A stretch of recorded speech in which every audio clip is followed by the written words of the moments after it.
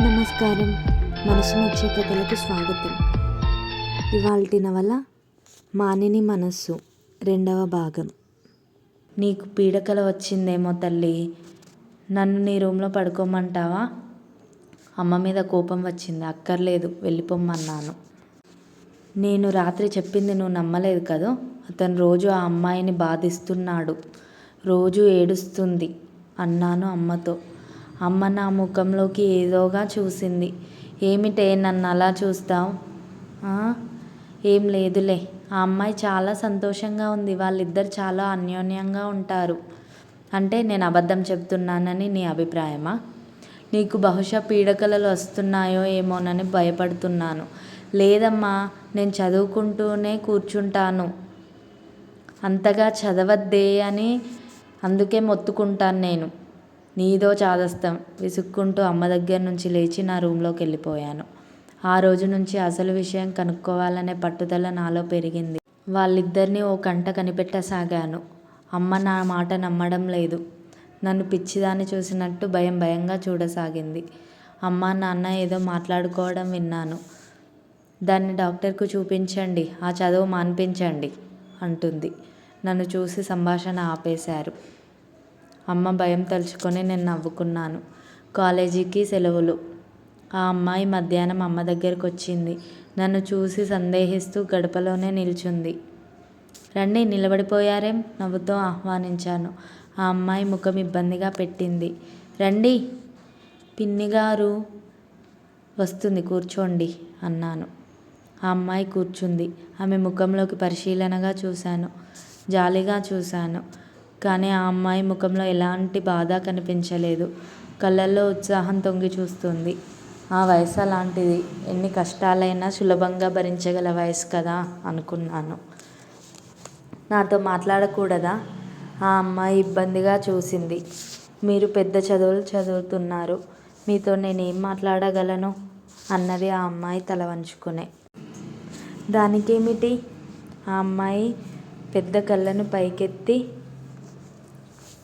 చూపులు కిందికి దించుకుంది. ఆ అమ్మాయిని కబుర్లలోకి దించాను. మీ ఇంటికి చుట్టాలు వచ్చారా? లేదే. ఏ? అర్ధరాత్రి మీ ఇంట్లో ఎవరో ఏడ్చినట్టుంటేను. ఆ అమ్మాయి ముఖం ఎర్రగా కందిపోయింది. పచ్చటి చెక్కిళ్ళలోకి రక్తం చిమ్మింది. నేను ఆమె ముఖంలో కదిలే భావాలను పరిశీలిస్తున్నాను. మా ఇంట్లో రాత్రి ఏడుపు వినిపించడం ఏమిటి? అవును, వినిపించింది. ఆ అమ్మాయి కోపంగా నా ముఖంలోకి చూసింది. అవును, వినిపించింది. దాదాపు ఈ మధ్య రోజు వినిపిస్తూనే ఉంది. ఆ ఏడ్చేది మీరేనని కూడా నాకు తెలుసు. ఆ అమ్మాయి బిత్తరపోయింది. చివున లేచి నిల్చుంది. బహుశా మీకు డాక్టర్కి చూపించుకోండి అంటూ వెళ్ళిపోయింది. నేను నవ్వుకున్నాను. అబ్బా, ఎంత రోషమో! ఈ పిల్లలంతా ఇంతే. ఎన్ని బాధలైనా భరిస్తారు కానీ భర్త మీద ఈగ వాలనివ్వరు. అందుకే ఈ దేశంలో ఆడవాళ్ళ జీవితాలు ఇలా ఉన్నాయి. భర్త ఎలాంటి వాడైనా ప్రత్యక్ష దైవం అని ఆలోచిస్తూ నిద్రపోయాను. నిద్ర లేచేసరికి సాయంత్రం 6 అయింది. అమ్మ నిద్ర లేపింది. కాఫీ తాగాక, సావి ఏదో అడగాలని అమ్మ సందేహించి ఊరుకుంది. ఏమిటమ్మా? అమ్మాయిని పట్టుకొని ఏవేవో ప్రశ్నలు వేసావట. ఉన్నది అడిగాను. తప్పమ్మా, అలా అడగకూడదు. నేను అమ్మాయిని తప్పు మాటలేం అనలేదే. భార్యాభర్తల మధ్య ఎన్నో ఉంటాయి. పెళ్ళి కావాల్సిన దానివి. నీ చెవులన్నీ వాళ్ళ మాటల మీదే అంటుంది ఆ అమ్మాయి.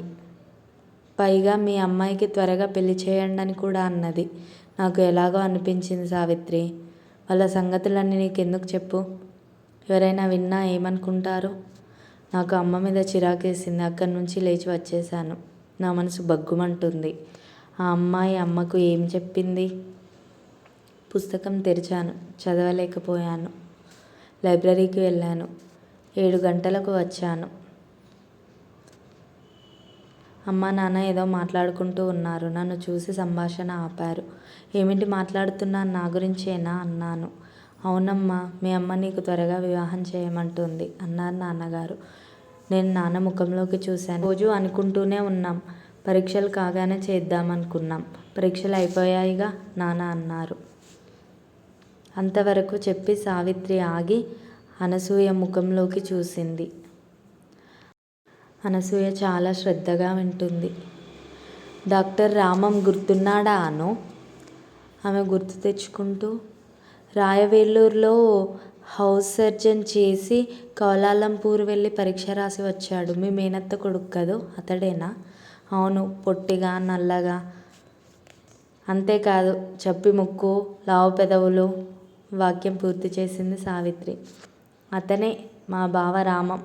నేను పుట్టినప్పటి నుంచి అతడి పెళ్ళాన్ని అనేవారట. పెద్ద పిచ్చోళ్ళు. సావిత్రి గలగలా నవ్వింది. అమ్మకు నాన్నకు అతన్ని చస్తే చేసుకోనని ఖచ్చితంగా చెప్పాను. రామకృష్ణ గురించి చెప్పావా?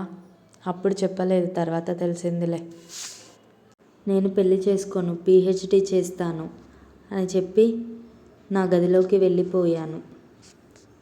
అమ్మ మీద కోపంగా ఉంది. అమ్మ నాన్నకి ఏం చెప్పిందో, ఆయన నా గురించి ఏమనుకున్నారో.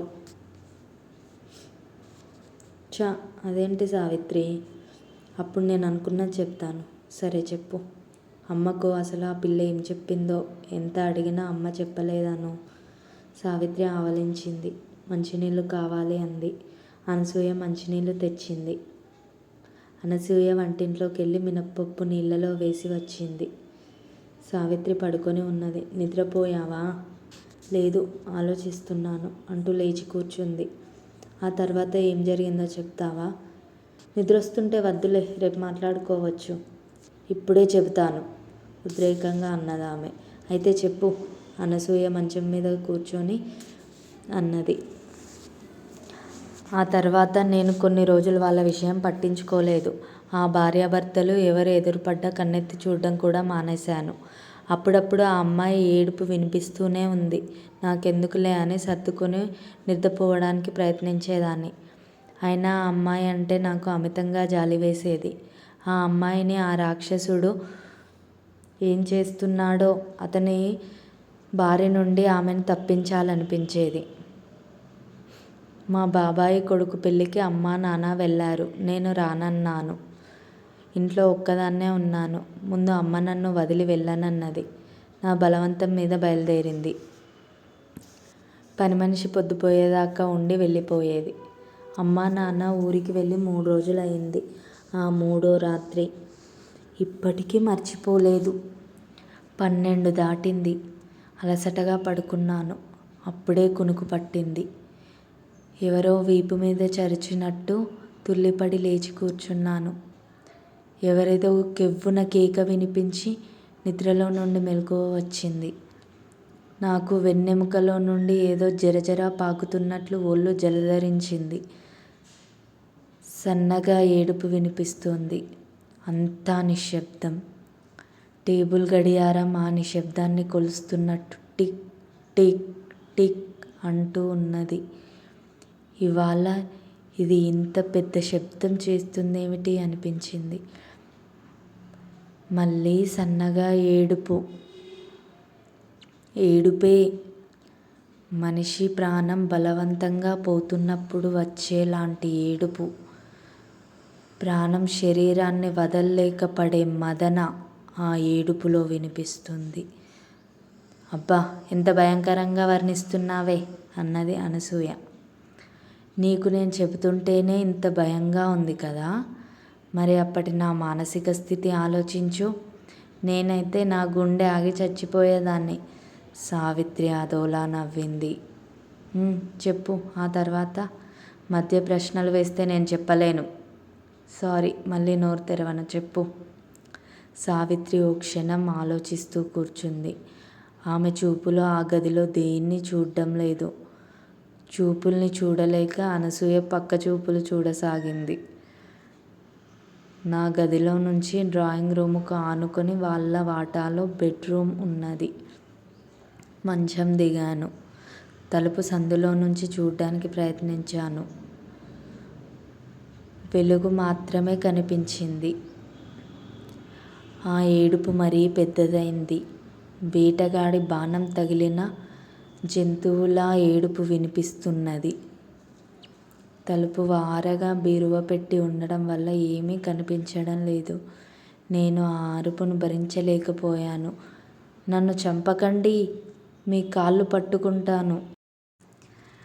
నా ఒంట్లోకి చలి కుదుపు వచ్చినట్లు అనిపించింది. నా కంఠం బిగుసుకుపోతున్నది. నన్ను వదలండి, కీచుగా అరుపు. నేను అప్రయత్నంగానే నా గది తెరిచాను. బయటకు వచ్చాను. వరండాలోకి వచ్చి లైటేశాను. వాళ్ళ తలుపు కొట్టాను. అరుపులు ఆగిపోయాయి. మళ్ళీ కొట్టాను. నిశ్శబ్దం.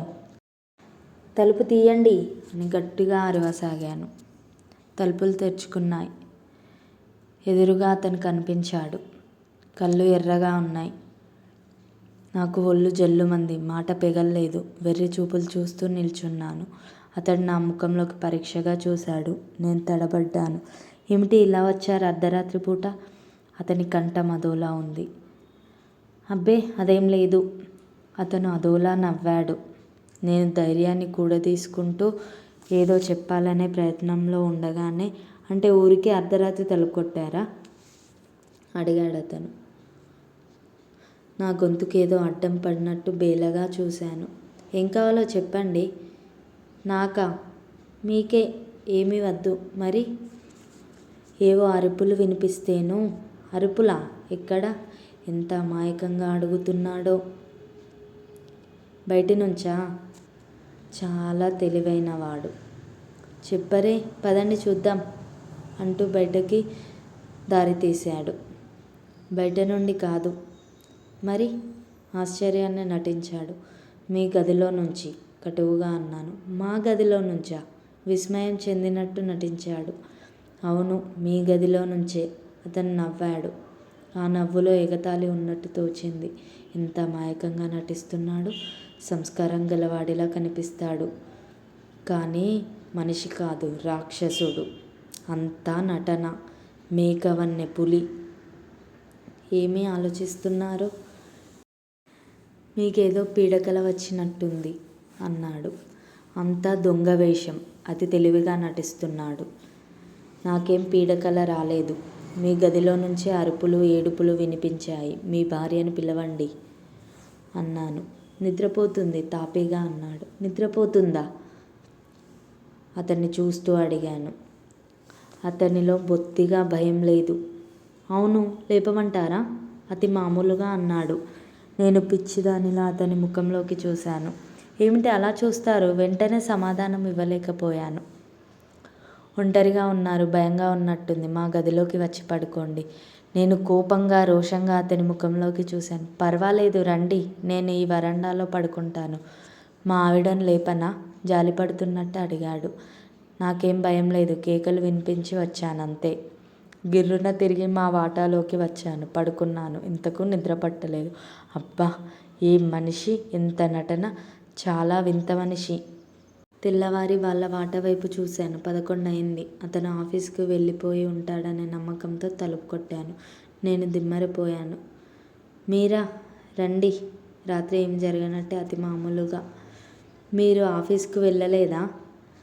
సెలవు పెట్టాను. రండి లోపలికి. అక్కడే నిలబడిపోయారేం? నేను నిల్చుండిపోయాను. చంద్ర, చూడు, మీ పిన్నిగారి అమ్మాయి వచ్చింది అన్నాడు. వస్తున్నానండి. లోపల నుంచి చంద్రవదన కంఠం వినిపించింది. త్వరగా రా, కూర్చోమ్మనండి. వారు ఎక్కడికో వెళ్తున్నట్టున్నారు. ఎక్కడికి వెళ్తున్నారు అని అడిగాను. సింహాచలం. మళ్ళీ సాయంత్రానికి వచ్చేస్తాం. మీరు వస్తారా? నో థ్యాంక్స్, నేను లైబ్రరీకి వెళ్తున్నాను. పని మీద వచ్చారా? అంపే పనేం లేదు. కీస్ ఇచ్చి వెళ్దామని. నేను వచ్చేలోపు నాన్న వాళ్ళు వస్తారేమోనని. అతను ఆశ్చర్యంగా చూశాడు. మీ నాన్నగారు ఇవాళ వచ్చేది? పెళ్ళి ఇవ్వాలేనని చెప్పారే. నేను గతుక్కుమన్నాను. ఏమో, వస్తారేమోనని. అతను అదోలా నవ్వాడు. మీరు బయటకు వెళ్తున్నారుగా అంటూ గిర్రన తిరిగి లోపలికి వెళ్ళిపోయాను. లోపల నుంచి తాళం తెచ్చి తలుపులకు వేశాను. రోడ్డు మీదకి వచ్చాను. వెనక్కు తిరిగి చూశాను. లైబ్రరీకి వెళ్ళి పుస్తకాలు తీసుకొని 1 గంటకు తిరిగి వచ్చేశాను. వాళ్ళ వాటాకు తాళం వేసి ఉంది. చంద్రవదన ఆమె భర్త బుర్రలో తిరుగుతున్నారు. చాలా వింత మనిషి. రాత్రి భార్యను చంపడానికి ప్రయత్నించాడు. తెల్లవారి లీవ్ పెట్టి పిక్నిక్కి తీసుకెళ్ళాడు. చంద్రవదన ఆ నరకం ఎలా భరిస్తుందో, అక్కడి నుండి పారిపోవడానికి ఎంత ప్రయత్నించిందో. ఆ అమ్మాయికి అందరూ ఉన్నారట. లోపలికి వెళ్ళాను. వాళ్ళ గురించి ఆలోచించే కొద్దీ బుర్ర తిరిగిపోతున్నది. దీపాలు వెలిగించాను. బయటకు వచ్చి చూశాను. వాళ్ళు ఇంకా రాలేదు. అమ్మగారు వెళ్తాను అన్నది పని మనిషి. ఇవాళ నాకు తోడుగా పడుకో అన్నాను. భయంగా ఉందా అమ్మాయి గారు? భయం లేదులే, పక్క వాళ్ళు వచ్చాక వెళ్ళు అన్నాను. రాత్రి 11 దాటినా వాళ్ళు రాలేరు. దూరం పోవాలమ్మా, మా మామకు అసలే అనుమానం అన్నది పని మనిషి. సరే నువ్వు వెళ్ళు. పని మనిషి వెళ్ళిపోయింది. తలుపులు వేసుకుని పడుకున్నాను. మనసు మదన పడసాగింది. రాక్షసుడు, దుర్మార్గుడు భార్యను సింహాచలం కొండ మీద నుంచి తోసేస్తాడో ఏమో. ఈ పాటికి కొండ మీద నుంచి తోసేసుంటాడు. ప్రమాదవశాత్తు పడిపోయిందని చెబుతాడు. రాత్రి 12 దాటింది. అయినా వాళ్ళు రాలేదు. ఇలాంటి ఆలోచనతో నా బుర్ర బద్దలైపోతుంది. పోలీస్ రిపోర్ట్ ఇస్తే? అంతలో గేటు తెరిచిన శబ్దం. గబగబా బయటకు వచ్చాను. అతను అప్పటికే వరండాలో నిల్చొని కల్పించాడు. చంద్రవదన ఎక్కడా? తాళం తీస్తూ కనిపించింది. అమ్మయ్య, గుండెల నిండా గాలి పీల్చుకున్నాను. ఏంటి ఇంకా నిద్రపోలేదా అడిగాడతను. ఏం సమాధానం చెప్పాలో నాకు అర్థం కాలేదు. చంద్రవదన నన్ను చూడలేదు. తాళం తీసి లోపలికి వెళ్ళిపోయింది. మా కోసం ఎదురు చూస్తున్నారా ఏంటి? అతనే అడిగాడు. నేను సమాధానం చెప్పలేదు. ఒంటరిగా ఉన్నారు, భయం వేసిందా? మీరు మాతో వస్తే బాగుండేది. పుణ్యక్షేత్రమే అయినా పిక్నిక్ వెళ్ళినంత సరదాగా ఉంది అన్నాడు. నేను కోపంగా లోపలికి వచ్చాను. Good night, hope sweet dreams వెనుక నుంచి అతని కంఠం వినిపించింది. Good night you devil. తలుపు వేశాను. అతను విన్నాడో లేదో తెలియదు. ఒళ్ళంతా విరగ్గొట్టినట్టుంది. 2 టాబ్లెట్స్ వేసుకొని మంచినీళ్ళు తాగి పడుకున్నాను. తెల్లవారి పని మనిషి వచ్చి తలుపులు బాదుతూనే ఉంది. మెలకువ రాలేదు. మత్తుగా ఉంది. కళ్ళు తెలివిడి పడడం లేదు. మళ్ళీ తలుపులు బాదిన చప్పుడు. విసురుగా వెళ్ళి తలుపు తీశాను. ఏమిటే నీ పెడబొబ్బలు? అమ్మగారు, మరే ఏమిటే నీ గోల? పని మనిషి గుండెలు బాదుకోసాగింది. ఏం జరిగింది? గాబరాగా అడిగాను. ఇంత పని జరిగిపోయింది అమ్మగారు. చెప్పి చావు. ఘోరం జరిగినాది. అబ్బబ్బా, ప్రాణం తీయక ఏం జరిగిందో చెప్పు విసుక్కున్నాను. అయ్యో, ఏం చెప్పను తల్లి, ఇటొచ్చి చూడండి. పని మనిషి వెనకే పక్క వాటాకేసి నడిచాను అయోమయంగా. అప్పటికే చాలామంది చేరారు. వాళ్ళని తోసుకుంటూ ముందుకెళ్ళాను. నిలువునా కాలిన శవం వంటగదిలో పడి ఉంది. నా తల గిర్రున తిరిగింది. కళ్ళు బైర్లు కమ్మాయి. అయ్యో నా బిడ్డ అంటూ పని మనిషి నన్ను పట్టుకోవడం నాకు తెలియదు. అంతవరకు చెప్పిన సావిత్రి ఎవరో గొంతు నొక్కేస్తున్నట్టు చూడసాగింది. ఒళ్ళంతా చెమటలు పట్టాయి. అనసూయ కంగారుగా లేచి వెళ్ళి కాఫీ కలుపుకు తీసుకొచ్చింది. కాఫీ తాగాక సావిత్రి కొంత తేరుకుంది. ఇది జరిగి దాదాపు 2 ఏళ్ళయిందా? అవును. అయినా నాకు నిన్నే జరిగినట్టు అనిపిస్తుంది. ఇక నువ్వెందుకు బాధపడటం? నాకే తెలియదు. ఇదంతా కళ్ళ ముందే జరిగింది. చంద్రవదన ముఖాన్ని మరవలేకుండా ఉన్నాను. అంతలోనే నిలువునా కాలిపోయిన శవం కనిపిస్తుంది. కళ్ళు మూసుకున్నా తెరిచిన ఆ రాక్షసుడే వస్తాడు. ఇంతకీ భార్యను అతడే చంపాడంటావా? సందేహం వెలిబుచ్చింది అనసూయ. రామాయణం అంతా విని రామునికి సీత ఏమవుతుందంటావేంటే అన్నది సావిత్రి. అది కాదే. ఏది కాదు? ఇంత చెప్పినా నీకు నమ్మకం కలగలేదా? అయితే ఆ అమ్మాయి తరపు వాళ్ళు అతని మీద కేసు పెట్టలేదా? కేసా పాడా? స్టవ్ వెలిగిస్తూ బయట కొంగు కాలి చచ్చిపోయిందని చెప్పాడు. అందరూ నమ్మారు. పోలీసులు నమ్మారు. లంచం కూడా ఇచ్చాడేమో, ఎవరికి తెలుసు. అది సరే గాని, ఎవడో ఒక దుర్మార్గుడు భార్యను చంపాడని ప్రతి మగవాణ్ణి అనుమానిస్తే ఎలాగే? పిచ్చి ఆలోచనలు మానుకో. నీకు నచ్చిన వాణ్ణి పెళ్లి చేసుకో. సావిత్రి మాట్లాడలేదు. అసలు ఈ లోకంలో ఉన్నట్టే లేదు. ఆ రామకృష్ణ ఏమయ్యాడే? వాడు దొంగ వెధవలే. ఫారెన్ వెళ్ళిపోయాడు చెప్పా పెట్టకుండా. మంచివాళ్ళు ఉంటారే. మా ఆయన్ని చూశాక నీ మనసు మార్చుకుంటావు చూడు. సావిత్రి అదోలా నవ్వింది. నేను సైకాలజీలో డాక్టరేట్ చేయాలని వచ్చాను. ఉస్మానియాలో సీట్ వచ్చింది. సావిత్రి, మా వారు ఉస్మానియా అంటే ఏమంటారో తెలుసా? ఏమంటారు? సాగదీసింది సావిత్రి. సావిత్రికి అనసూయ ప్రతిసారి మావారు మావారు అంటుంటే ఒళ్ళు మండిపోతున్నది. హ్యూజ్ మేనియా యూనివర్సిటీ అంటారు. అనసూయ పక్కపక్క నవ్వింది. సావిత్రి నవ్వలేదు. అనసూయ వంటింట్లో ఉన్నది. సావిత్రి ఫ్రెష్ అయ్యి హ్యాండ్ బ్యాగ్ తీసుకొని వంటింటి వైపు వచ్చింది. గడపలో నిల్చుంది. అనసూయ వెనక్కి తిరిగి చూసింది. ఎక్కడికి తయారయ్యావు? యూనివర్సిటీకి. అటునుంచి వర్కింగ్ ఉమెన్ హాస్టల్కి కూడా వెళ్ళొస్తాను. హాస్టల్ ఎందుకే? సీటు కోసం. నేను ఇక్కడ ఉండగా నువ్వు హాస్టల్లో ఉంటావా? భలేదానివే అను. ఒకరోజు 2 రోజులు కాదు, 2 ఏళ్ళు ఉండాలి. అయితే ఇంకా నయం, మీ వారు కర్ర తీసుకుంటారు. అదేం లేదు, మా వారు చాలా మంచివారు. అబ్బా, ఏం పొగడతలే. అందరూ పెళ్ళాలు ఇంతే. అనసూయ నీకేం తెలుసులే అన్నట్టు నవ్వింది. ఈ విషయంలో వాదించడం అనవసరం అనుకుంది. అయితే నువ్వు మా ఇంట్లో ఉండనంటావు. ఉంటానే.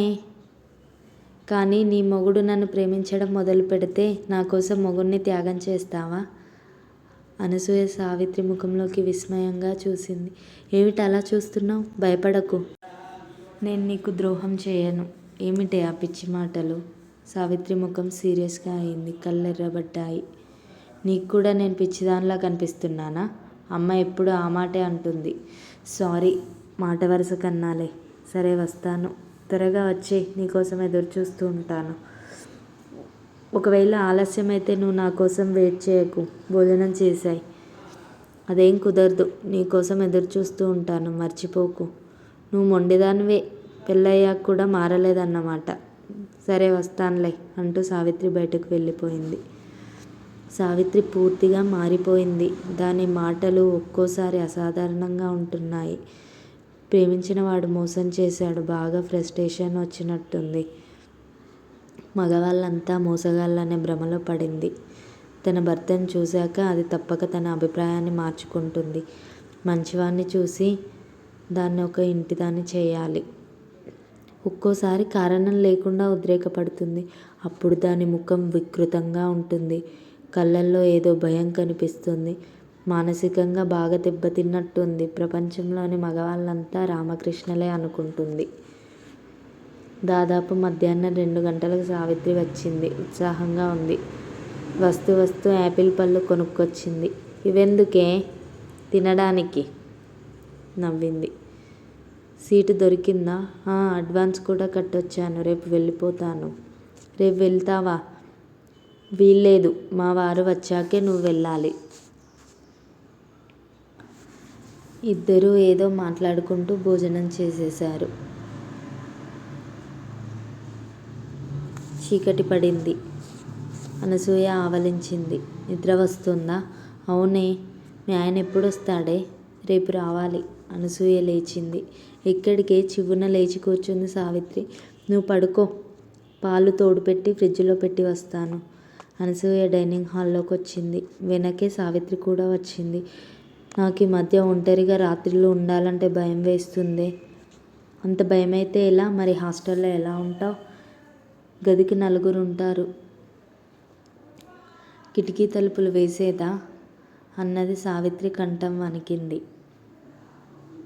ఎందుకు? నాకు కిటికీ తలుపులు తెరిచి ఉంటే నిద్ర పట్టదే. అందులో నుంచి ఎవరో తొంగి చూస్తారనిపిస్తుంది. ఆ మాటలు అంటున్నప్పుడు సావిత్రి కంఠం వణికింది. నువ్వు చాలా మారిపోయావు సావిత్రి. కిటికీ రెక్కలు చూసి భయపడుతున్నావా? నాకెప్పుడు ఆ దుర్మార్గుడి ముఖమే కనిపిస్తుంది. ఎవరు? చెప్పానుగా, ఆ చంద్రవదన మొగుడు. అనసూయ మాట్లాడలేదు. సావిత్రి సున్నితమైన మనసు మీద చంద్రవదన చావు, అతని క్రూరత్వం బాగా దెబ్బతీశాయి. అనసూయ ఆవలించింది. సావిత్రి నిద్రపోతుంది. ఉదయం 6:30కు రమణమూర్తి వచ్చాడు. అనసూయ తలుపు తీసింది. హాయ్ అను, సంతోషంగా అన్నాడు. ఇన్ని రోజులున్నారే? పని నిన్ననే పూర్తయింది. నీకోసం ఏం తెచ్చానో చూడు. ఏం తెచ్చారు? ముందు ఆ కవర్ విప్పి చూడు. అనసూయ కవర్ విప్పింది. కంచిపట్టు చీర, పింక్ కలర్ చీరకు ఎల్లో జరీ బార్డర్. అనసూయ కళ్ళు తలుక్కుమన్నాయి. ఎంతయిందండి? ఆడబుద్ధి పోనిచ్చావు కాదు. అదేమిటో ఆడబుద్ధి ఎలా ఉంటుందేమిటి? లేకపోతే ఏంటి? ముందు చీర బాగుందో లేదో చెప్పకుండా ఖరీదు అడుగుతావే. సారీ, చీరకేం చాలా బాగుంది. ఇప్పుడు చెప్పండి ఎంత అయింది? 800. అమ్మ బాబాయ్, వెళ్ళి ఫ్రెష్ అయ్యి రండి, రాణి గారి ఆజ్ఞ అంటూ రూంలోకి వెళ్ళబోతున్న భర్తను ఆపింది ఆమె. వెళ్ళకండి. ఏ, నా స్నేహితురాలు నిద్రపోతున్నది. హతోస్మి. ఇంకా మీ స్నేహితురాలు వెళ్ళలేదా? చిన్నగా వింటుంది. వినని, నాకేం భయమా? మంచి ప్రోగ్రాం చెడగొట్టింది, పైగా ఇంట్లో తిష్ట వేసింది. అనసూయ భర్త చేయి పట్టుకుని దూరంగా లాక్కెళ్ళింది. రమణమూర్తి నవ్వుకుంటూ వెళ్ళాడు. అనసూయ సావిత్రిని కదిపి లేపింది. ఎంతయింది? బద్ధకంగా కళ్ళు తెరుస్తూ అడిగింది. రోజు నువ్వు లేచే టైం కాలేదులే. మరెందుకు లేపావు? మా ఆయన వచ్చారు. సావిత్రి లేచి కూర్చుంది. పద, పరిచయం చెయ్యి. ఇంత త్వరగానా? నువ్వు ముందు పళ్ళు తోముకొని ముఖం కడుక్కొని రా, డైనింగ్ టేబుల్ దగ్గరే పరిచయం అంటూ ఆమె బయటికి నడిచింది. పిచ్చిది, అనసూయను చూస్తూ అనుకుంది సావిత్రి. సావిత్రి డైనింగ్ టేబుల్ ముందు కూర్చొని కాఫీ తాగుతూ నలువైపులా పరికించి చూసింది. ఎక్కడే మీ వారు? వస్తారుండు అంటూ అనసూయ భర్త గదిలోకి వెళ్ళింది. ఏమిటా హడావిడి? అన్నాడు రమణ. మా సావిత్రిని పరిచయం చేస్తాను. అబ్బా, చంపేస్తున్నావు. ఎవరో విఐపి ఇంటికి వచ్చినట్టు అంత గొడవ పెడతావేం? అనసూయ వెనకే వచ్చాడతను. సావిత్రి, మా శ్రీవారు. సావిత్రి కళ్ళప్పగించి చూస్తూ ఉండిపోయింది. అరచేతుల్లో చెమటలు పడుతున్నాయి. నా ఫ్రెండ్ సావిత్రి ఎంఏ సైకాలజీ చేసింది, ఇప్పుడు పిహెచ్డి చేయబోతుంది. నమస్తే. రమణమూర్తి గొంతు ఏదో అడ్డం పడ్డట్టు అయింది. నమస్తే. సావిత్రి కంఠంలో వణుకు. అతని కాళ్ళ కింద భూమి జరిగినట్టయింది. కుర్చీని గట్టిగా పట్టుకున్నాడు. సావిత్రి రెప్ప వాల్చకుండా అతన్నే చూస్తుంది. ఆమె ముఖంలో అనేక భావాల తాలూకు రేఖలు గజిబిజిగా అల్లుకుపోతున్నాయి. అదేమిటి అలా నిలబడిపోయారు? అనసూయ భర్తను సావిత్రిని మార్చి మార్చి చూస్తూ అన్నది. రమణ కుర్చీలో కూర్చున్నాడు. సావిత్రి ఈ లోకంలో లేదు. ఆమె కళ్ళు రమణ మీదనే నిలిచిపోయాయి. ఏమిటే, మా వారు అంత అందంగా ఉన్నారా? కళ్ళు అలాగే నిలబెట్టి నిల్చున్నావు. కంఠం అదోలా పలికింది. సావిత్రి తుల్లిపడింది. రమణ కూడా అదిరిపడ్డాడు. ఇద్దరు మాట్లాడుకుంటూ మూడో వ్యక్తికి తెలియరాని విషయాన్ని ఏదో దాస్తున్నట్టే. అవునా సావిత్రి? అన్నది అనసూయ. మీ స్నేహితురాల్ని ఎక్కడో చూసినట్టుంది. సాధ్యమైనంత వరకు మనసులో రేగిన సంచలనాన్ని దాచుకుంటూ అన్నాడు. అవునవును, నాకు అలాగే ఉంది, సావిత్రి అనేసింది. మీ ఇద్దరికి అంతకుముందే పరిచయం ఉందన్నమాట. సావిత్రి, రమణ అనసూయను చూశారు. మా సావిత్రిని మీరు చూసే ఉంటారు. ఆమె భర్త కళ్ళలో దేనికోసమో వెతుకుతూ ఖచ్చితంగా అంది. చూసిన వాళ్ళకు మాకే గుర్తు రావడం లేదు. నువ్వెలా అంత ఖచ్చితంగా చెప్పగలుగుతున్నావు? అంటూ నవ్వడానికి ప్రయత్నించాడు. ఆ నవ్వు పేలవంగా ఉంది. అనసూయ చూపుల్ని ఎదుర్కోలేకపోతున్నాడు. మీరు కొంతకాలం వైజాగ్లో ఉన్నారుగా, అప్పుడే పరిచయం అనుకుంటాను. సావిత్రి ఆ సంభాషణ విననట్టే టిఫిన్ చేస్తుంది. కానీ ఆమెలో రేగుతున్న సంచలనం ఆమె ముఖంలోనే కాక ప్రతి కదలికలోనూ వ్యక్తమవుతుంది. ఎంతకాలం ఉన్నాను? నిండా 6 నెలలు కూడా వైజాగ్లో లేను, అదే సాధారణంగా అన్నట్టు అన్నాడు. రమణ కాఫీ తాగి లేచాడు. ఏమిటో ఈ టిఫిన్ అంతసేపు తింటున్నావు? అన్నది సావిత్రిని ఉద్దేశించి. సావిత్రి సమాధానం చెప్పలేదు. గబగబా టిఫిన్ తినసాగింది. నీ క్రాస్ ఎగ్జామినేషన్కి నీ ఫ్రెండ్ బాగా భయపడిపోయినట్టుంది. మీరు భయపడలేదుగా? అనసూయ సావిత్రి ఎదురుగా ఏదో ఆలోచిస్తూ కూర్చుంది. రమణ ఆఫీస్కి తయారై వచ్చాడు. అను, ఇవాళ సాయంత్రం ప్రోగ్రాం ఏంటి? ప్రోగ్రామా?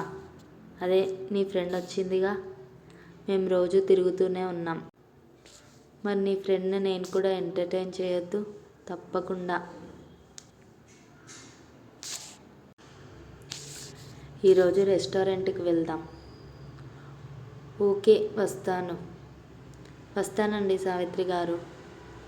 సావిత్రి చివ్వున తలెత్తి అదోలా అతని ముఖంలోకి చూసింది. ఆ చూపుల్లో కనిపించిన భావాన్ని అనసూయ పసిగట్టలేకపోలేదు. సావిత్రి మనసులో లేదు, ఆలోచిస్తుంది. ఎదురుగా అనసూయ తననే చూస్తూ కూర్చున్న విషయం కూడా మర్చిపోయింది. వీడా అనసూయ భర్త? నన్ను ఎక్కడో చూసినట్టుందా? రోగ్. నన్ను ఎంటర్టైన్ చేస్తాడట రాస్కెల్. నన్ను మంచి చేసుకోవాలని ప్రయత్నం. అవును, నేను ఇతని సంగతి పూర్తిగా తేల్చుకొని కానీ హాస్టల్కు వెళ్ళను. ఏమిటి ఆలోచిస్తున్నావు? ఏం లేదు. నన్ను నమ్మమంటావా? నీ వాలకం చూస్తూనే ఉన్నాను, నువ్వు అస్సలు ఇక్కడ లేవు. అవునవును, అమ్మ గుర్తొచ్చింది. అనసూయ అదోలా నవ్వింది. సావిత్రి కాఫీ సిప్ చేస్తూ మళ్ళీ ఆలోచనల్లోకి జారిపోయింది. 2 రోజులు గడిచాయి. రమణమూర్తి సావిత్రిని తప్పుకు తిరుగుతున్నాడు. సావిత్రి రమణమూర్తితో మాట్లాడడానికి ప్రయత్నిస్తుంది, అనసూయకు తెలియకుండా. అతను ఒంటరిగా ఉన్నప్పుడు మాట్లాడాలని ప్రయత్నం. అనసూయ మనసులో అనుమానం. ఆమె ఇద్దరినీ కనిపెడుతూ ఉంది. రమణమూర్తి రాగానే హాస్టల్కు వెళ్ళిపోతానన్న సావిత్రి ఆ విషయమే ఎత్తకపోవడంతో అనసూయలో అనుమానం పెంచింది. 3వ రోజు ఉదయం అందరూ డైనింగ్ టేబుల్ ముందు కూర్చున్నారు. రమణమూర్తి సావిత్రిని తప్పించుకొని తిరగడాన్ని అనసూయ గమనిస్తుంది. అసలు సంగతేంటో తెలుసుకోవాలనే పట్టుదలగా ఉంది. అందువల్లనే ఇద్దరూ ఒకేసారి డైనింగ్ టేబుల్ ముందు కూర్చునేలా చేస్తున్నది. సావిత్రికి రమణమూర్తితో మాట్లాడకుండా హాస్టల్కి వెళ్ళాలని లేదు. రమణమూర్తి సావిత్రిని తప్పించుకు తిరుగుతున్నాడు. అనసూయకు అనుమానం రాకుండా ఉండేందుకు ఆమెతో అతిగా మాట్లాడుతున్నాడు. భర్త ప్రవర్తన కొత్తగా ఉన్నట్లు అనసూయ గ్రహించింది. పైకి ఏమీ అనుమానం లేనట్లే నటిస్తుంది. ఇద్దరినీ రెడ్ హ్యాండెడ్గా పట్టే ప్రయత్నంలో ఉన్నది అనసూయ. ఏవండీ, హాస్టల్లో సీటు దొరికిందా? నువ్వే అన్నావుగా వర్కింగ్ ఉమెన్ హాస్టల్లో సీటు కోసం ప్రయత్నిస్తుందని. అవసరమైతే రికమెండ్ చేద్దామని. సీటు వచ్చిందన్నాను, ప్రయత్నిస్తుందనలేదు. సావిత్రి కాఫీ సిప్ చేస్తూ వేరే లోకంలో ఉన్న మనిషిలా ఉంది. ఏమే సావిత్రి, మరో వారం రోజులు ఉంటావు కదా? ఉంటాను. వారం రోజులని ఖచ్చితంగా చెప్పలేను. ఆ రోజు సాయంత్రం రమణ ఆఫీసు నుంచి వచ్చాడు. డ్రాయింగ్ రూంలో సావిత్రి కూర్చొని ఉంది. రమణ ఆమెను చూసి ముందుకు కదలలేనట్టు నిలబడిపోయాడు. మీరు ఏదో అనాలనుకున్నాడు రమణ, కానీ ఆ పైకి ఏమీ అనలేదు. అవును, నేనే. గుర్తున్నానా? ఎక్కడో చూసినట్టు మాత్రమే ఉన్నానా? అనసూయ గడపలోనే ఆగిపోయింది. సావిత్రి అన్న చివరి మాటలు విన్నది. రమణ గాబరాగా అణుచుకుంటూ, మీకు హైదరాబాద్ నచ్చిందా? అన్నాడు.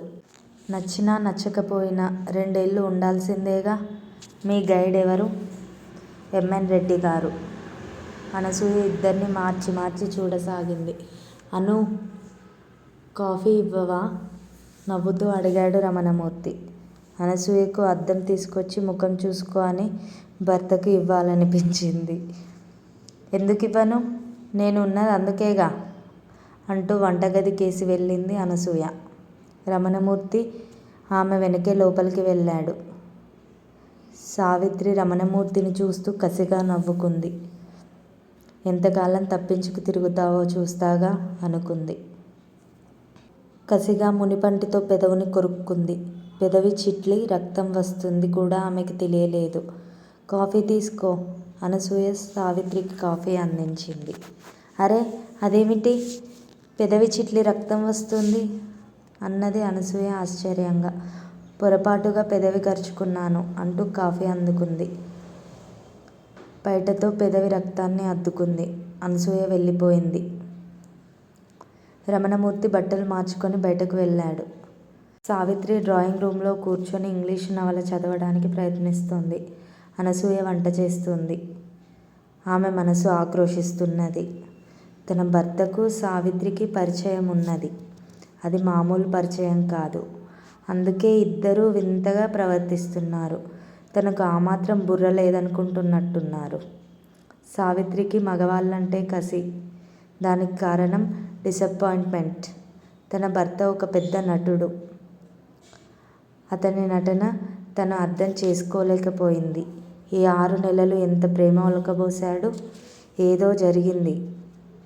కానీ సావిత్రి ఉద్దేశమేంటి? హాస్టల్కు వెళ్ళకుండా ఇక్కడే ఎందుకు తిష్టవేసింది? సావిత్రి తనకు ద్రోహం చేస్తుందా? ఎంతకైనా తెగించేదే. పెళ్ళి చేసుకోదట. మగవాళ్ళను నమ్మదట. నేను సహాయం చేయనాను. సావిత్రి వంటింట్లోకి వచ్చి అనసూయ పక్కన కూర్చుంది. అనసూయకు సావిత్రిని బాగా తిట్టాలనిపించింది. చాచి చెంప పగలగొట్టాలనిపించింది. అక్కర్లేదు, నువ్వెళ్ళి చదువుకో అన్నది నవ్వుతూ. 9 అయినా రమణమూర్తి రాలేదు. ఆకలేస్తుందని సావిత్రి ముందే భోజనం చేసేసి పడుకుంది. రమణమూర్తి 9:30కు వచ్చాడు. అనసూయ తలుపు తీసింది. ఇంత ఆలస్యం అయిందేమని అడగలేదు. సారీ అను, మా ఫ్రెండ్ కనిపించి ఇంగ్లీష్ సినిమాకు తీసుకెళ్ళాడు. డ్రెస్ చేంజ్ చేసుకొని రండి, నాకు ఆకలేస్తుంది. రమణమూర్తి లోపలికెళ్ళి బట్టలు మార్చుకొని వచ్చాడు. డైనింగ్ టేబుల్ ముందు సావిత్రి కనిపించలేదు. మీ ఫ్రెండ్ వెళ్ళిపోయిందా? ఉత్సాహంగా అడిగాడు. అది ఇక్కడ ఉంటే మీకు ఇబ్బందిగా ఉందా? ఉండదా మరి? మనిద్దరి మధ్యలో పానకంలో పుడకలాగా మనస్ఫూర్తిగా అంటున్నారా? అదోలా పలికింది అనసూయ కంఠం. అదేమిటను? నీ దగ్గర నేను ఎప్పుడైనా అబద్ధాలు ఆడానా? ఆడలేదనే అనుకున్నాను. నీ మనసులో ఏదో ఉంది, అది కక్కేస్తే పోతుందిగా. సమయం వచ్చినప్పుడు కక్కుతాను అన్నది వ్యంగ్యంగా. రమణమూర్తి ముఖం చిన్నబుచ్చుకున్నాడు. రమణమూర్తి భోజనం కాగానే డ్రాయింగ్ రూంలో కూర్చున్నాడు పుస్తకం చదువుతూ. అతనికి అనసూయ ప్రవర్తన ఆందోళనను కలిగిస్తుంది. అనవసరంగా మాట పెరుగుతుందనే భయం పట్టుకుంది. అందుకే డ్రాయింగ్ రూంలో కూర్చున్నాడు. అనసూయ తన గదిలో పడుకుంది. సావిత్రికి నిద్ర పట్టడం లేదు. సావిత్రి లేచింది. చిన్నగా తలుపు తెరుచుకుంది. పిల్లిలా శబ్దం కాకుండా వెళ్ళి రమణమూర్తి ఎదురుగా నించుంది. పుస్తకం చదవడంలో లీనమై ఉన్న రమణమూర్తి నీడలా ఎవరో ఎదురుగా నిల్చున్నట్టే తుళ్ళిపడ్డాడు. చేతిలో పుస్తకం కింద పడింది.